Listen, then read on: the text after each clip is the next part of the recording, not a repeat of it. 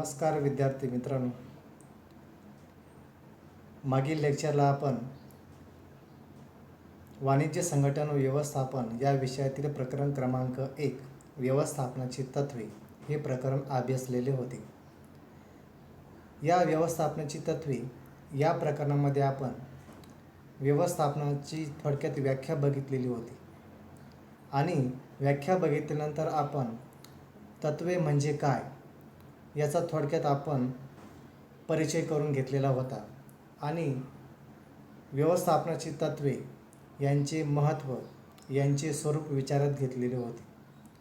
स्वरूप आणि तत्त्वे विचारात घेतल्यानंतर आपण विविध विचारवंतांनी व्यवस्थापनाचे जे काही प्रशासकीय सिद्धांत मांडलेले आहेत त्या सर्व सिद्धांतांचा आपण व्यवस्थितपणे अभ्यास केलेला होता. त्यामध्ये आधुनिक व्यवस्थापनाचे जनक हेनरी फेयर यांचे व्यवस्थापनातील 14 तत्त्वे आपण विचारात घेतलेली होते. त्याचबरोबर शास्त्रीय व्यवस्थापनाचे जनक फ्रेडरिक टेलर यांचेसुद्धा आपण काही व्यवस्थापनाची तत्त्वे काही तंत्रे विचारात घेतलेली होती आणि ही तंत्रे किंवा ही तत्त्वे आपण प्रकरण क्रमांक 1 व्यवस्थापनाची तत्त्वे यामध्ये अभ्यासलेली होती. म्हणजे आपण व्यवस्थापन तत्त्वांचा थोडक्यात प्रकरण क्रमांक 1 मध्ये परिचय करून घेतलेला आहे. आज आपण प्रकरण क्रमांक 2 व्यवस्थापनाची कार्य आपण अभ्यासणार आहोत. आता हे प्रकरण अभ्यासण्यापूर्वी मी तुम्हाला व्यवस्थापनाची व्याख्या सांगितलेली होती. यामध्ये व्याख्या म्हणजे ती कशी, तर व्यवस्थापन म्हणजे इतरांकडून काम करून घेण्याची कला म्हणजे काय व्यवस्थापन. आता व्यवस्थापनाची विविध प्रकारे विविध विचारवंतांनी त्यांच्या पद्धतीने काही व्याख्या सांगितलेल्या आहेत, परंतु आपण समजून घेण्यासाठी फक्त व्यवस्थापनाची ही एकच व्याख्या विचारात घेऊ, ती म्हणजे इतरांकडून काम करून घेण्याची कला म्हणजे काय व्यवस्थापन होय. आता ही कला कशा प्रकारे आहे हे आपण मागील वर्षी इयत्ता 11वी आपण अभ्यासलेलं आहे की व्यवस्थापन एक कला आहे, व्यवस्थापन एक शास्त्र आहे, व्यवस्थापन एक पेशा आहे, हे आपण अभ्यासलेलं होतं. त्यामुळे मी व्यवस्थापनाविषयी जास्त काही माहिती सांगत नाही, तर डायरेक्टली आपण व्यवस्थापनाची कार्य या प्रकरणाला सुरुवात करणार आहोत. आता व्यवस्थापनाची कार्य हे प्रकरण सुरू करण्यापूर्वी मी तुम्हाला थोडक्यात एक उदाहरण सांगतो. ते उदाहरण तुम्हाला सुद्धा माहिती आहे, ती संकल्पना तुम्हाला सुद्धा माहिती आहे, ती म्हणजे एकत्र हिंदू कुटुंब व्यवसाय संस्था आपण इयत्ता 11वी अभ्यासलेली होती. आता एकत्र हिंदू कुटुंब व्यवसाय संस्था याची व्याख्या आपण बघितलेली होती. ती म्हणजे वंश परंपरागत चालत आलेल्या व्यवसायास आपण काय म्हणतो, एकत्र हिंदू कुटुंब व्यवसाय असे म्हणतो. आता या एकत्र हिंदू कुटुंब व्यवसाय संस्थेतील प्रमुख व्यक्ती कोण असतो, कर्ता हा व्यक्ती असतो आणि इतर व्यक्तींना आपण काय म्हणतो, सहकर्ते म्हणतो किंवा सहसदस्य म्हणतो. आता तुम्हाला सुद्धा माहिती असेल की एकत्र हिंदू कुटुंब व्यवसाय संस्थेमध्ये जन्मदर आणि मृत्यूदरावर कोणत्याही प्रकारचा निर्बंध नसतो आणि याची सभासद संख्यासुद्धा या सभासद संख्येवर सुद्धा कोणत्याही प्रकारचा निर्बंध किंवा मर्यादा राहत नाही.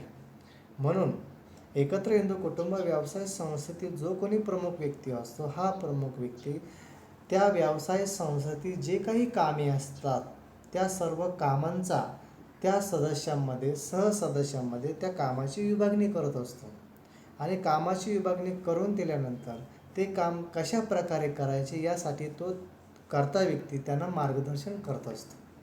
म्हणजे बघा, प्रत्येक सभासदाला प्रत्येक सहसदस्याला कामाची विभागणी करून दिल्यानंतर आणि त्या कामाची विभागणी त्यांनी करून दिल्यानंतर त्या कार्यावर तो नियंत्रण ठेवत असतो. कोण, कर्ता हा व्यक्ती कोणावर नियंत्रण ठेवत असतो, सहकर्त्यांवर, की ते कोणत्या प्रकारे कशा प्रकारे कार्य करत असतात. म्हणजे इथं बघा, कर्ता या व्यक्तीला आपल्या कुटुंबाच्या गरजेबरोबरच आपल्या व्यवसायाचं उद्दिष्टसुद्धा पूर्ण करावं लागत असतं. यासाठी तो सहकर्त्यांना निर्देशन करत असतो आणि सर्व सभासदांमध्ये समन्वय साधत असतो, त्यांच्यावर नियंत्रण ठेवत असतो आणि त्यांच्याकडनं योग्य रीतीने कार्य करून घेत असतो. म्हणजे बघा, थोडक्यात इथं सुद्धा कर्ता हा व्यक्ती व्यवस्थापनाविषयीचे काम करत असतो. म्हणजे इथं नियोजनसुद्धा आलं, संघटन आलं, निर्देशन आलं, समन्वय आलं आहे, त्याचबरोबर व्यवस्थापन, कर्मचारी व्यवस्थापनसुद्धा आलं आहे. म्हणजे कर्ता या व्यक्तीने जी काही कार्य केलेली आहेत तीच कार्य म्हणजेच काय, व्यवस्थापनाची कार्य. म्हणजे ही व्यवस्थापनाचे कार्य कर्ता हा व्यक्ती त्याच्या व्यवसायाचं उद्दिष्ट पूर्ण करण्यासाठी त्या कार्यांचा अवलंब करत असतो. म्हणून या प्रकरणामध्ये आपल्याला व्यवस्थापनाची कार्य यामध्ये एकूण 6 कार्यांचा आपल्याला इथे अभ्यास करावायचा आहे. त्यामध्ये पहिलं कार्य आहे ते म्हणजे नियोजन, दुसरं आहे संघटन, तिसरं आहे कर्मचारी व्यवस्थापन, चौथं आहे निर्देशन, क्रमांक 5 समन्वय आणि क्रमांक 6 नियंत्रण. म्हणजे व्यवस्थापनाची कार्य या प्रकरणामध्ये आपल्याला या एकूण 6 कार्यांचा अभ्यास करावायचा आहे.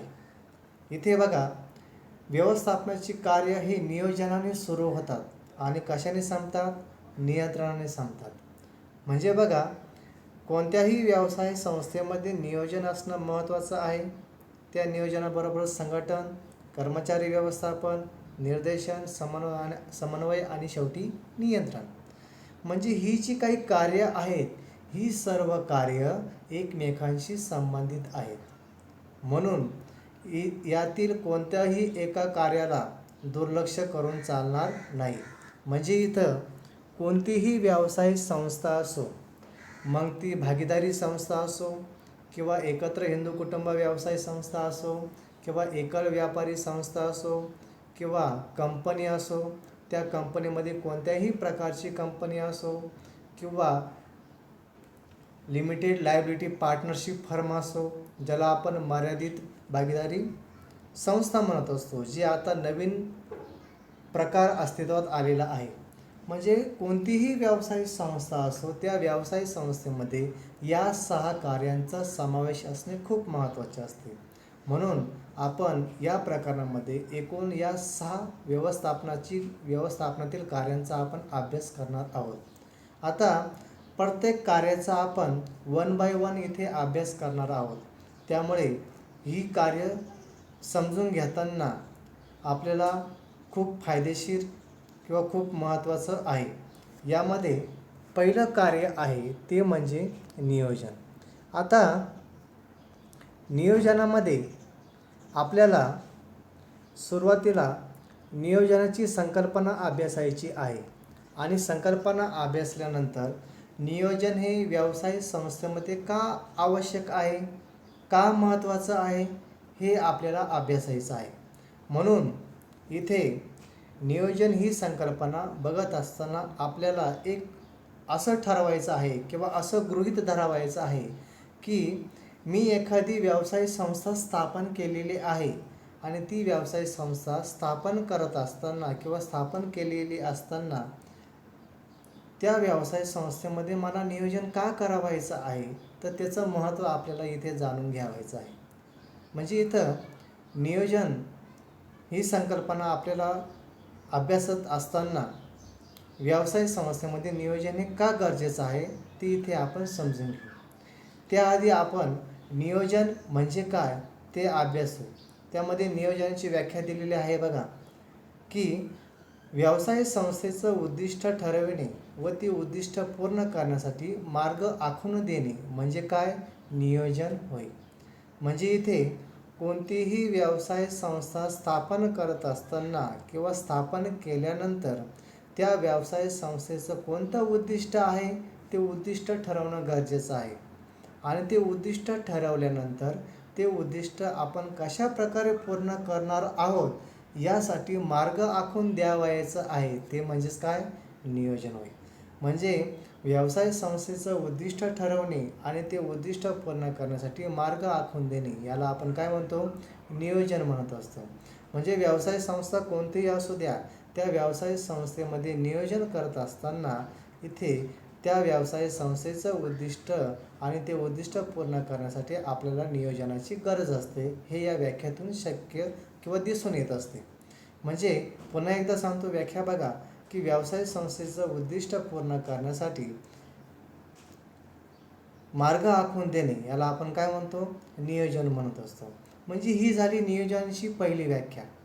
जर ही व्याख्या तुम्हाला अवघड वाटत असेल तर आपण नियोजनाची दुसरी एक व्याख्या अभ्यासू. ती म्हणजे बघा, की कोणते काम कोणी केव्हा आणि कसे करावयाचे आहे हे अगोदर ठरविणे म्हणजे काय, नियोजन होय.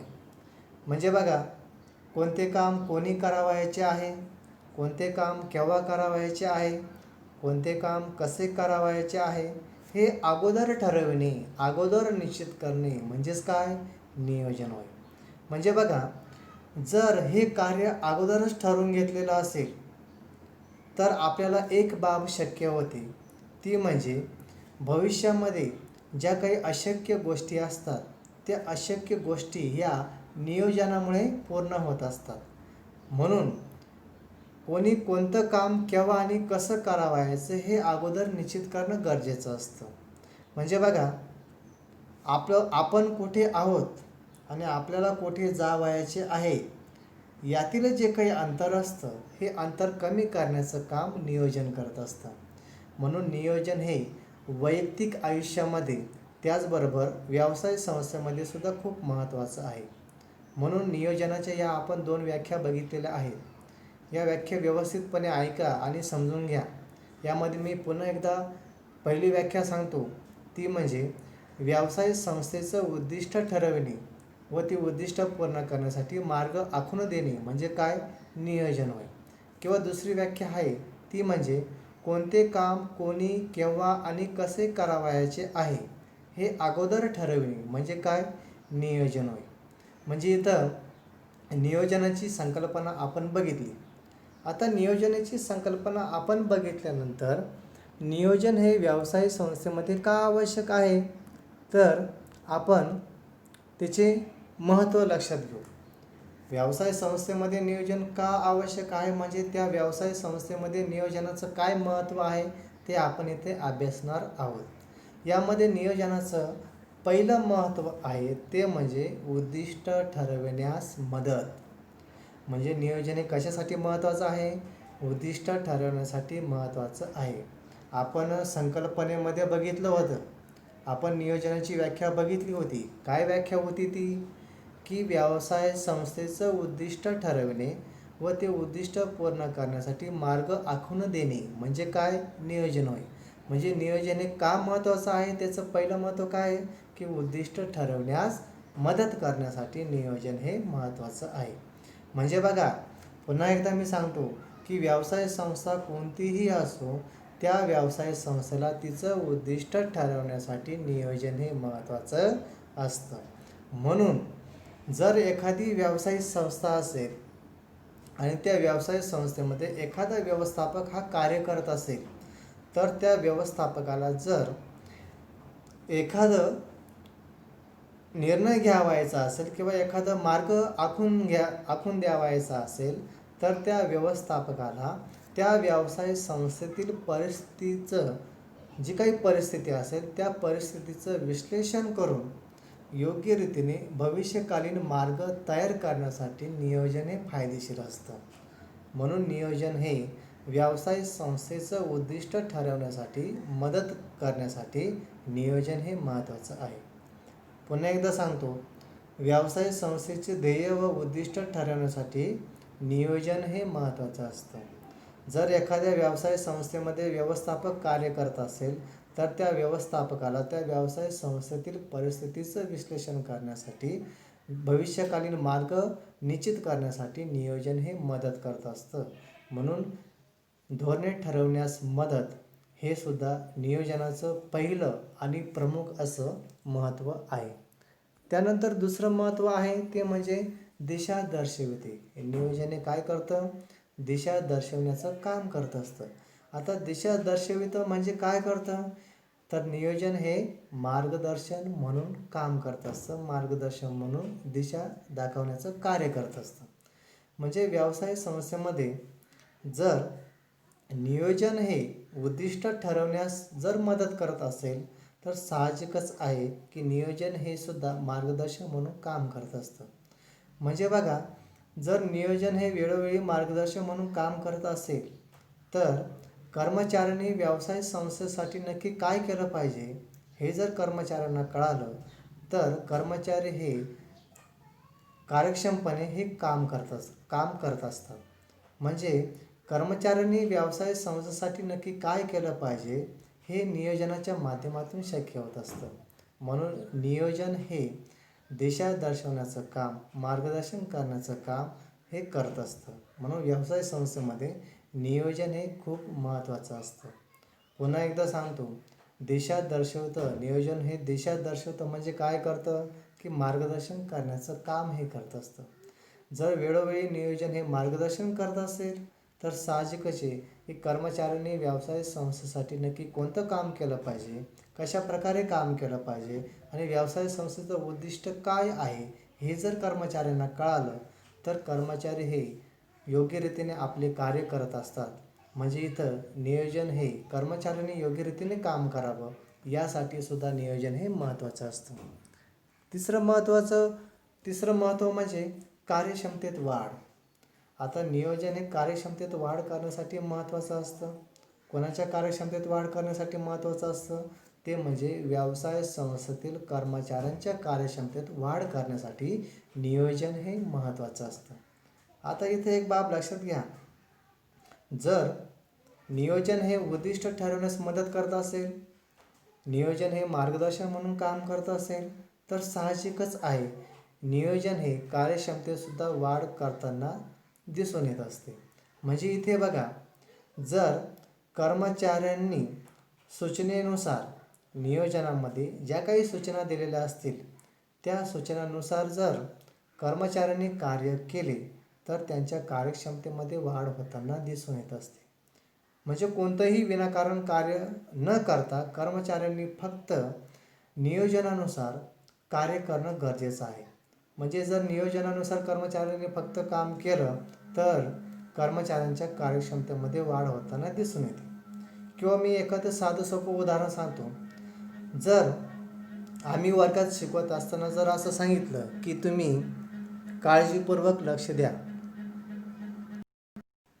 आता काळजीपूर्वक लक्ष द्या म्हणजे काय की तुम्ही कोणत्याही प्रकारचं विनाकारण गोंधळ न करता पूर्णपणे शिकवण्याकडे लक्ष द्या, हा आमचा हेतू असतो. म्हणजे तुम्ही काय करतात, जे काही विनाकारण जे काही कार्य असतात किंवा विनाकारण बोलणे असेल तर ही सर्व कार्य तुम्ही काय करतात, बंद करतात आणि शिकवण्याकडे काळजीपूर्वक लक्ष देत असतात. म्हणजे याचा फायदा तुम्हाला काय होईल की ज्यावेळेस तुम्ही पुढे एक्झाम देत असताना तुम्हाला याचा फायदा होत असतो. म्हणजे बघा, जर तुम्ही वर्गामध्ये काळजीपूर्वक ऐकलं तर तुम्हाला ते परीक्षेमध्ये योग्य रीतीने तुम्हाला हे लिहिता येईल. म्हणजे तिथं तुमची काय वाढताना दिसून येत असते, कार्यक्षमता वाढताना दिसून येत असते. तसंच व्यवसाय संस्थेमध्ये जर नियोजन योग्य रीतीने केलेलं असेल आणि नियोजनामध्ये ज्या काही सूचना दिलेल्या असतील त्या सूचनांनुसारच जर कर्मचाऱ्यांनी काम केलं तर कर्मचाऱ्यांच्या कार्यक्षमतेमध्ये वाढ होताना दिसून येते, हे नियोजनानं सांगितलेलं आहे. म्हणजे इथं कर्मचाऱ्यांच्या कार्यक्षमतेमध्ये वाढ करण्यासाठी सुद्धा नियोजन हे खूप महत्त्वाचं असतं. त्यानंतर पुढचं महत्त्व आहे ते म्हणजे नियोजन हे जोखीम कमी करण्यास मदत करत असतं.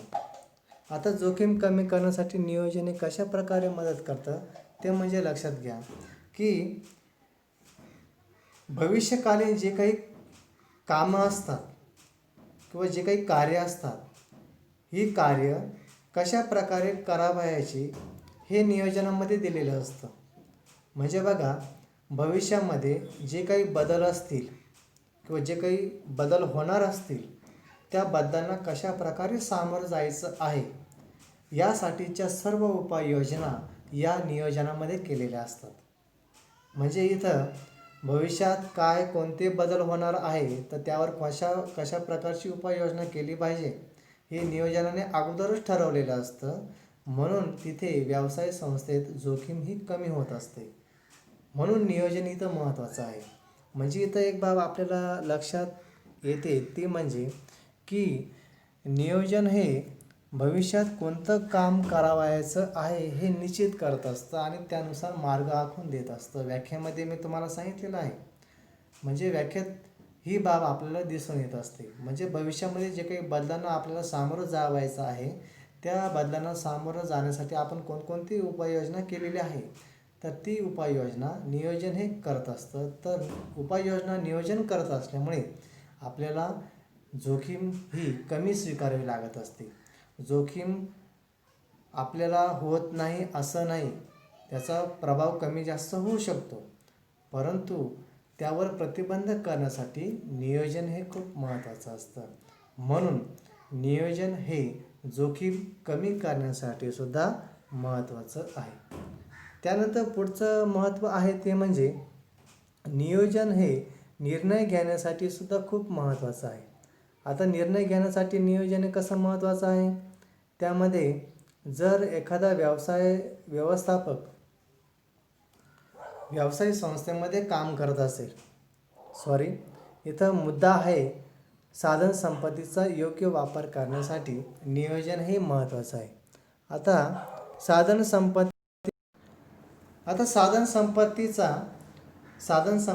योग्य वापर करण्यासाठी नियोजन हे का महत्त्वाचं आहे, ते म्हणजे बघा, व्यवसाय संस्थेमध्ये विविध विभाग असतात.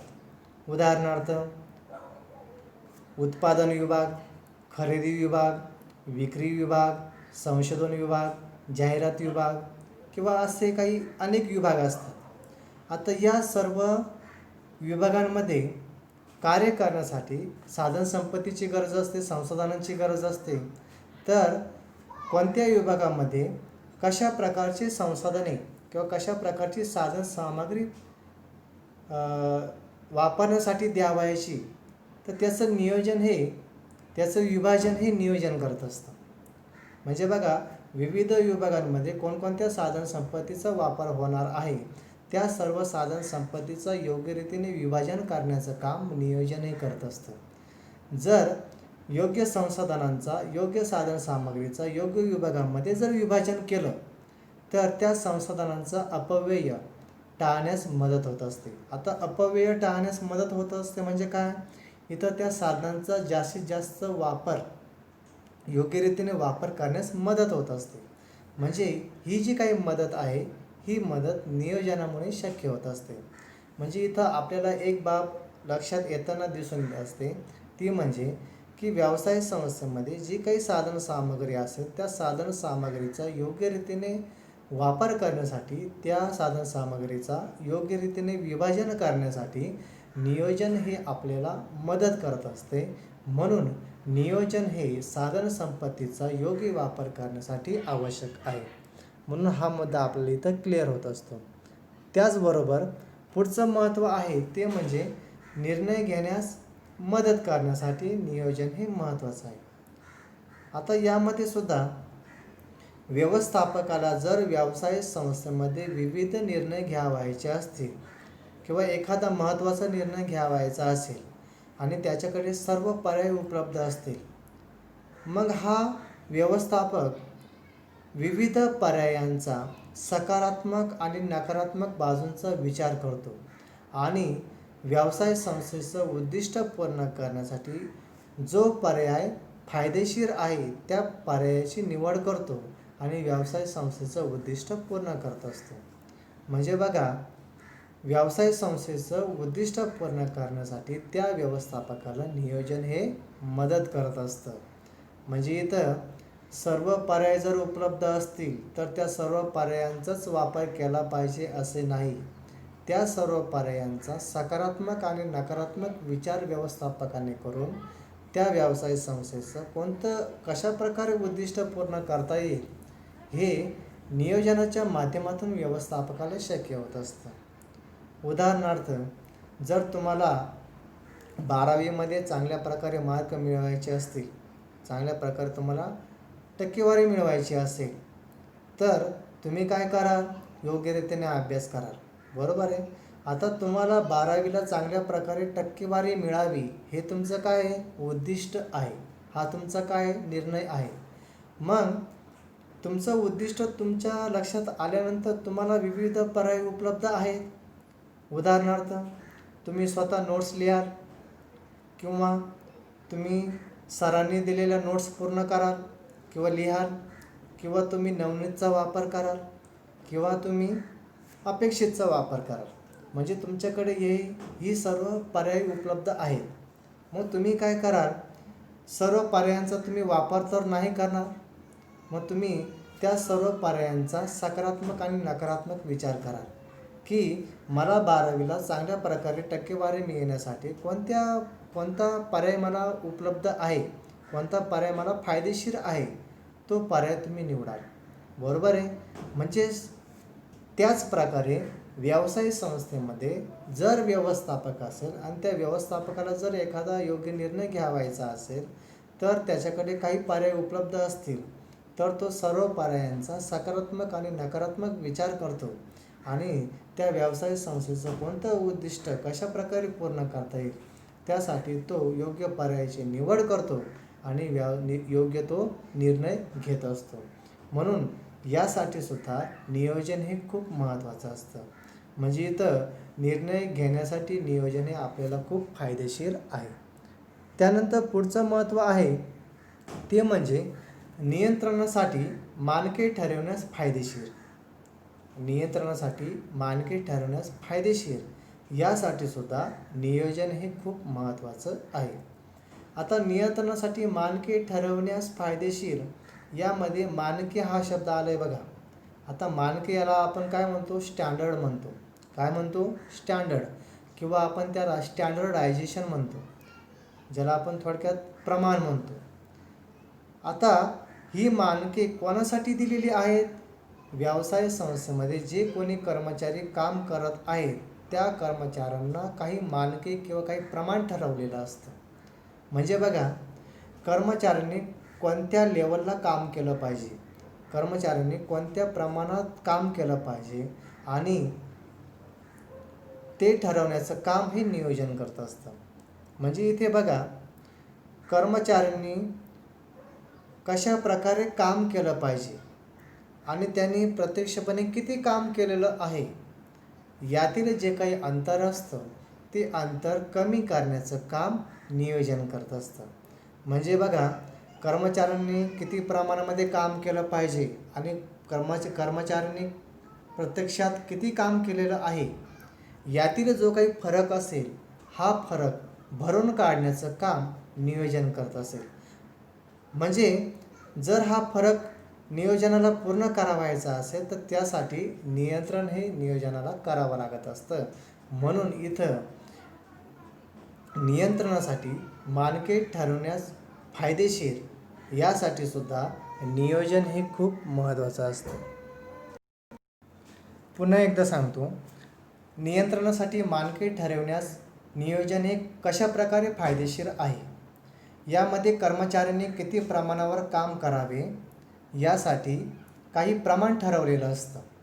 आता कर्मचाऱ्यांनी कोणत्या प्रमाणावर काम केलं पाहिजे त्यासाठी प्रमाण ठरवल्यानंतर कर्मचाऱ्यांनी प्रत्यक्ष किती काम केलं आहे आणि त्याने किती प्रमाणावर काम केलं पाहिजे होतं, म्हणजे कर्मचाऱ्याने प्रत्यक्षात केलेलं कार्य आणि त्याने किती प्रमाणावर काम केलं पाहिजे होतं या दोघांमधील जो काही फरक असेल तर तो फरक नियोजन हे पूर्ण करत असतं आणि यासाठी नियंत्रण हे महत्त्वाचं असतं. म्हणून इथं नियोजन हे कर्मचाऱ्यांनी किती प्रमाणावर काम केलं पाहिजे यासाठी महत्त्वाचं आहे. म्हणून नियंत्रणासाठी मानके ठरवण्यास नियोजन हे महत्त्वाचं आहे. त्यानंतर पुढचं महत्त्व आहे ते म्हणजे बघा, कार्यांमध्ये समन्वय साधण्यासाठी नियोजन हे महत्त्वाचं आहे. आता बघा, व्यवसाय संस्थेमध्ये विविध विभाग असतात आणि विविध विभाग हे मोठ्या प्रमाणावर कार्य करताना दिसून येत असते. म्हणजे बघा, हे व्यवसाय संस्थेमध्ये जरी विविध विभाग असतील तरी या सर्व विभागांचा एकच उद्देश हा असला पाहिजे, तो म्हणजे त्या व्यवसाय संस्थेचं उद्दिष्ट पूर्ण करणे. म्हणजे इथं सर्व कार्यांमध्ये समन्वय साधण्यासाठी नियोजन हे महत्त्वाचं असतं. आता सर्व कार्य हे एकमेकांशी संबंधित असतात.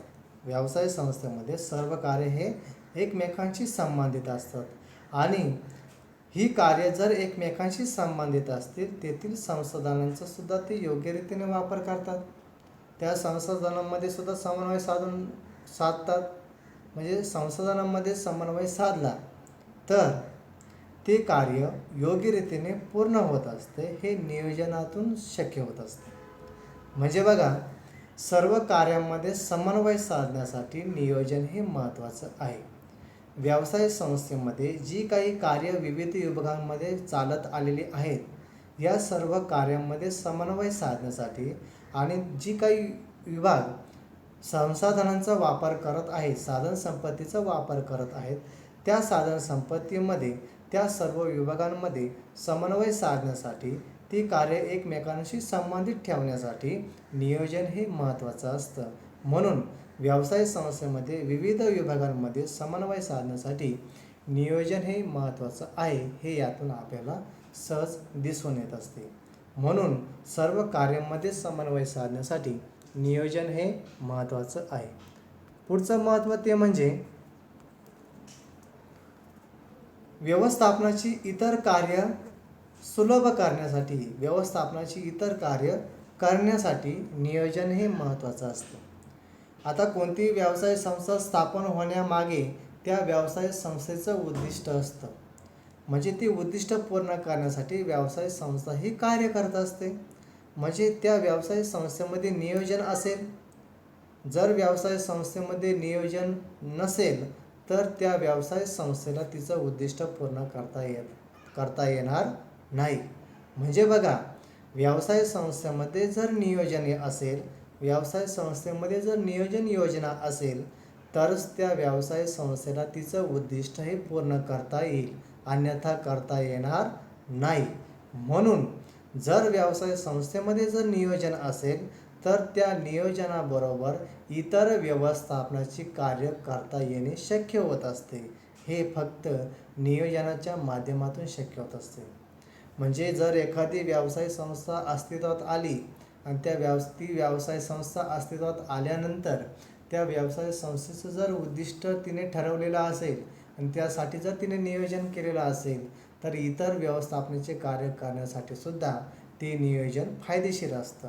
म्हणजे इथे आपल्याला इतर व्यवस्थापनाची कार्य करण्यासाठी नियोजन योजना ही तयार करणं आवश्यक असतं किंवा नियोजन हे असणं आवश्यक असतं.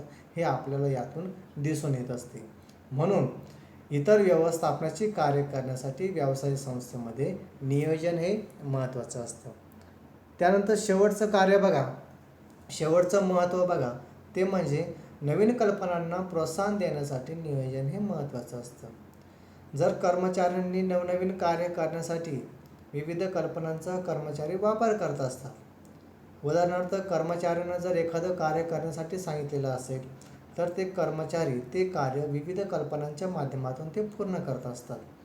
म्हणजे त्यांना ते कार्य कमी वेळेमध्ये पूर्ण करावयाचे असते. म्हणजे इथं कर्मचाऱ्यांनी कोणकोणत्या कल्पनांचा वापर केला, त्या कल्पनांना जर व्यवस्थापकाने जर प्रोत्साहन दिलं तर त्या व्यवसायाचं उद्दिष्ट पूर्ण करणे सहज शक्य होत असते.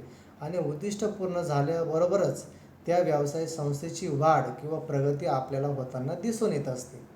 म्हणून व्यवसाय संस्थेमध्ये नवनवीन कल्पनांना प्रोत्साहन देण्यासाठी नियोजन हे महत्त्वाचं असतं. म्हणून आपण ही व्यवस्थापनाची एकूण 10 महत्त्व आपण इथे बघितलेले आहेत. आता ही 10 महत्त्व बघितल्यानंतर मी पुन्हा एकदा सांगतो, नियोजन म्हणजे काय आणि नियोजनाचे महत्त्व काय मी थोडक्यात तुम्हाला सांगतो. त्यामध्ये नियोजनाची आपण व्याख्या बघितली. नियोजनाची व्याख्या म्हणजे व्यवसाय संस्थेचं उद्दिष्ट ठरवणे व ते उद्दिष्ट पूर्ण करण्यासाठी मार्ग आखून देणे म्हणजे काय, नियोजन होय. किंवा आपण दुसरी व्याख्या बघितली होती, ती म्हणजे कोणते काम कोणी, केव्हा आणि कसे करावयाचे आहे हे अगोदर निश्चित करणे म्हणजे काय, नियोजन होय. आता नियोजन हे जर कोणते काम कोणी, केव्हा आणि कसे करावे हे जर अगोदर ठरवत असेल तर नियोजन हे भविष्यामध्ये ज्या काही अशक्य गोष्टी असतील त्या अशक्य गोष्टी शक्य होण्यास मदत करत असतं. म्हणजे इथे बघा, आपण कोठे आहोत आणि आपल्याला कोठे जावयाचे आहे यातील अंतर कमी करण्याचं काम नियोजन हे करत असतं. म्हणून आपण या संकल्पनेतून नियोजनाची व्याख्या लक्षात घेतली. त्यानंतर आपण नियोजन हे व्यवसाय संस्थेमध्ये का महत्त्वाचं आहे हे विचारात घेतलं. यामध्ये एकूण आपण 10 महत्त्व विचारात घेतले. त्यामध्ये पहिलं महत्त्व आहे ते म्हणजे उद्दिष्ट ठरवण्यास नियोजन हे मदत करत असतं. व्यवसाय संस्थेची स्थापना करण्यासाठी किंवा व्यवसाय संस्था अस्तित्वात आल्यानंतर त्या व्यवसाय संस्थेचं कोणत्या प्रकारचं उद्दिष्ट आहे ते उद्दिष्ट ठरवण्यासाठी नियोजन हे मदत करत असतं. त्यानंतर दुसरं महत्त्व बघितलं होतं ते म्हणजे दिशा दर्शवण्याचं काम नियोजन हे करत असतं. आता दिशा दर्शवण्याचं काम नियोजन हे करत असतं म्हणजे काय? नियोजन हे मार्गदर्शन करत असतं. जर नियोजन हे मार्गदर्शन करत असेल तर आपल्याला कर्मचाऱ्यांनी नक्की कोणतं काम केलं पाहिजे हे नियोजनाच्या माध्यमातून दिसून येत असतं. त्यानंतर तिसरं महत्त्व आहे ते म्हणजे नियोजन हे कार्यक्षमतेत वाढ करण्यासाठी महत्त्वाचं आहे.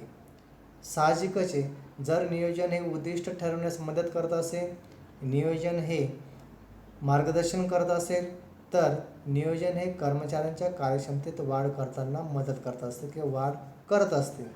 म्हणजे इथं नियोजनाप्रमाणे जर कर्मचाऱ्यांनी काम केलं तर कर्मचाऱ्यांच्या कार्यक्षमतेत वाढ होत असते हे आपल्याला दिसून येत असते. त्यानंतर पुढचं महत्त्व बघितलं होतं ते म्हणजे नियोजन हे जोखीम कमी करण्यासाठी महत्त्वाचं आहे. त्याचबरोबर साधन संपत्तीचा अपव्यय कमी करण्यासाठी किंवा साधन संपत्तीचा योग्य वापर करण्यासाठी नियोजन हे महत्त्वाचं आहे. पुढचं महत्त्व बघितलं होतं ते म्हणजे निर्णय घेण्यासाठी सुद्धा नियोजन हे महत्त्वाचं असतं. आणि निर्णय घेण्यासाठी नियोजन हे महत्त्वाचं असल्याबरोबरच पुढचं महत्त्व नियंत्रणासाठी मानके ठरवण्यास फायदेशीर हे सुद्धा नियोजनाच्या माध्यमातून पूर्ण होत असते. नियंत्रणासाठी मानके ठरवल्यानंतर इतर व्यवस्थापनाची कार्य सुलभ करण्यासाठी नियोजन हे महत्त्वाचं असतं.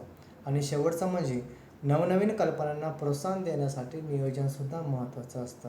म्हणजे एकूण आपण नियोजनाचे एकूण 10 महत्त्व विचारात घेतली. आता ही 10 महत्त्व तुम्हाला समजली असतीलच. जर काही अडचण आलेली असेल तर तुम्ही मला वैयक्तिकरित्या मेसेज करू शकतात किंवा अडचण सॉल्व करू शकतात. काही प्रॉब्लेम आलेला असेल तर तुम्ही मला वैयक्तिकरित्या तो प्रॉब्लेम सांगावा आणि आपल्या शंकेचं निरसन करून घ्यावे. पुढील लेक्चरला आपण संघटन ही संकल्पना बघणार आहोत. व्यवस्थापनाचे दुसरे कार्य ते म्हणजे संघटन हे आपण बघणार आहोत.